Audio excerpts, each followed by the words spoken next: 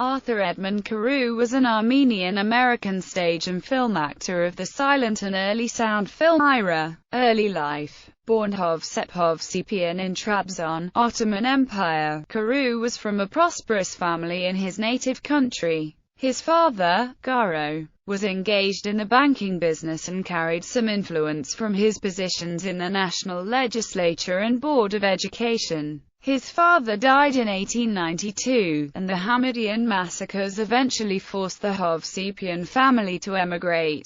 Carewe emigrated to the United States on August 7, 1896, arriving in New York Harbor on the Augusta Victoria, having departed from Cherbourg. He was accompanied by his elder brother, Ardashus. Another elder brother, Garo Arman, had preceded him, and their mother arrived the following year. He attended Cushing Academy in Ashburnham, Massachusetts, after which he studied painting and sculpture. At the turn of the century, he and his elder brother Garo ran a rug and furnishings business in New York City. He decided upon a stage career and attended the American Academy of Dramatic Arts in New York City, graduating in March 1904 with the David Belasco Gold Medal for Dramatic Ability. Career. By 1910, he had assumed the stage name of Arthur Carewe, and earned attention in national newspapers for a suspected fake suicide attempt over the actress, dancer Nance Gwynn. He relocated to Chicago sometime before 1915 and operated another furnishing goods business until he moved to Hollywood in 1919. His debut role was in the Constance Talmadge comedy Romance and Arabella. He became a naturalized citizen June 28, 1918. During his time in the motion picture industry,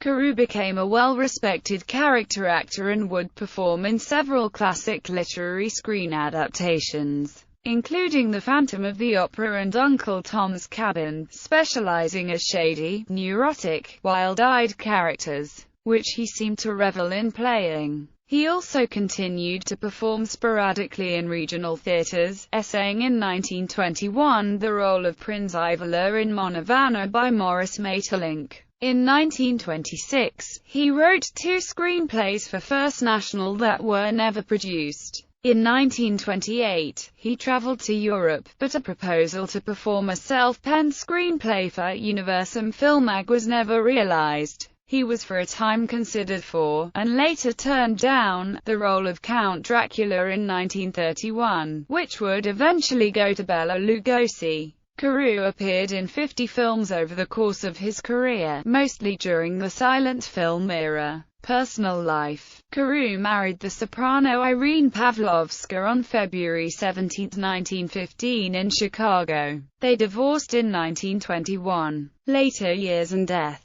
Shortly after the release of his final film, Charlie Chan's Secret, in 1936, Carewe suffered a stroke. On April 22, 1937, he was found dead in his car in the parking lot of a Santa Monica Beach motel of an apparent self-inflicted gunshot wound to the head. Filmography.